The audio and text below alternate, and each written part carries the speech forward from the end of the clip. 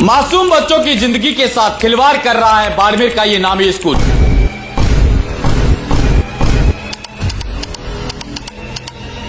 यदि शिक्षा के मंदिर के भगवान ही अपने भक्तों के प्रति लापरवाह हो जाए तो आखिर जिम्मेदार कौन? मैं ऐसा इसलिए कह रहा हूं क्योंकि आपकी स्क्रीन पर जो तस्वीर है बाल वाहिनी की नजर आ रही है, उसके कागज पूरी तरह से खत्म हो चुके हैं।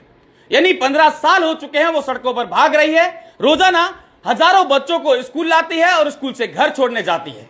लेकिन पिछले कई महीनों से इस बस के कागज खत्म हो चुके हैं। हालांकि एक बस होती तो कोई बात नहीं, स्कूल के नाम से 2 बसें रजिस्टर्ड है और दोनों बसों के कागज जो है वो खत्म है।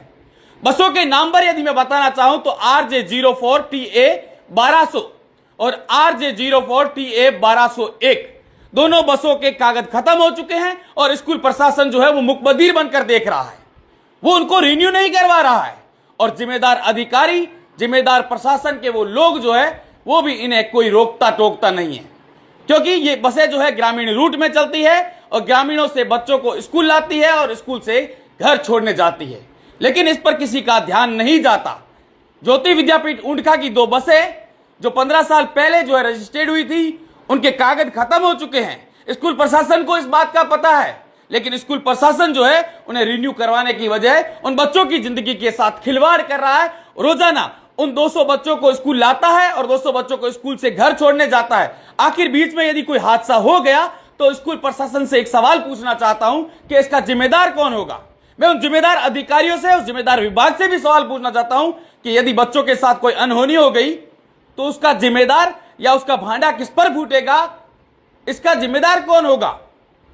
आखिरकार वो विभाग, वो स्कूल प्रबंधक आखिर इस प्रकार से क्यों लापरवाही कर रहा है, उन बच्चों के खिलाफ इस प्रकार की साजिश रचकर उन्हें मौत के मुंह में क्यों भेज रहा है?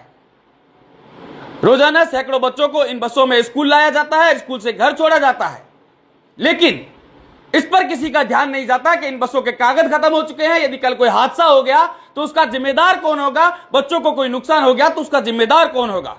स्कूल में ऐसा ठेका बेस पर भी कुछ बसें लगाई गई है जिनका कलर व्हाइट है।